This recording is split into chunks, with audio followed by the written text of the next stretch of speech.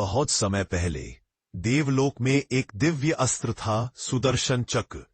यह कोई साधारण हथियार नहीं था। वह प्रकाश का घेरा था, जो समय, दिशा और गति के नियमों से भी परे था। कहा जाता था कि जब यह चक्र घूमता है तो ब्रह्मांड भी उसकी गति को नाप नहीं सकता। देवताओं का स्वामी इंद्र इस चक्र की रक्षा करता था, परंतु यह जानते हुए भी कि यह चक्र अपराजय है, देवताओं के मन में हमेशा भय रहता। कहीं अधर्म की शक्ति बढ़ ना जाए, कहीं कोई ऐसा दानव न उठ खड़ा हो जिससे देवताओं की रक्षा मुश्किल हो जाए। द्वापर युग में भगवान विष्णु ने श्री कृष्ण के रूप में जन्म लिया। जब कृष्ण किशोर अवस्था में पहुंचे और ब्रज में उनकी लीलाएं प्रस्फुटित होने लगीं, उसी समय देवताओं ने विष्णु को प्रणाम किया और विनती की, कृष्ण, रूप में धारण करने का समय आ गया है।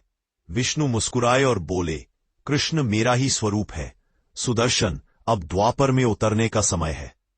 उतरा और कृष्ण के हाथ में आ बसा। उसे स्पर्श करते ही कृष्ण की आंखों में तेज और चमक बढ़ गई। कृष्ण ने कहा, अब यह चक्र केवल अस्त्र नहीं, धर्म का रक्षक बनेगा। राजा युधिष्ठिर के राजसूय यज्ञ में सभी राजाओं को बुलाया गया। कृष्ण को अग्र पूजा के लिए चुना गया, सम्मानित मेहमान।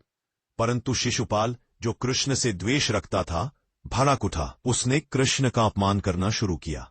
गाली, कटुवचन, व्यंग्य, सब कुछ बोला। सभा स्तब्ध थी। धर्मराज युधिष्ठिर ने कहा, शिशुपाल रुक जाओ, पर वह नहीं रुका। कृष्ण शांत खड़े रहे। उन्होंने पहले से वचन दिया था, शिशुपाल जब तक 100 अपराध करेगा, मैं उसे क्षमा करूंगा। जैसे ही उसका 101वां अपमान पूरा हुआ, कृष्ण की आंखों में तेज चमक उठा। उन्होंने अपना हाथ ऊपर उठाया। सुदर्शन चक्र उनके हाथ में प्रकट हुआ। आकाश में घूमता हुआ वह चक्र सबको अपनी गति से स्तब्ध कर गया। एक क्षण में वह गरजता हुआ शिशुपाल की ओर गया और उसका अंत कर दिया। सभा स्तब्ध थी, पर ज्यादातर राजा समझ गए, जो धर्म को ललकारता है, सुदर्शन चक्र उसी का अंत करता है।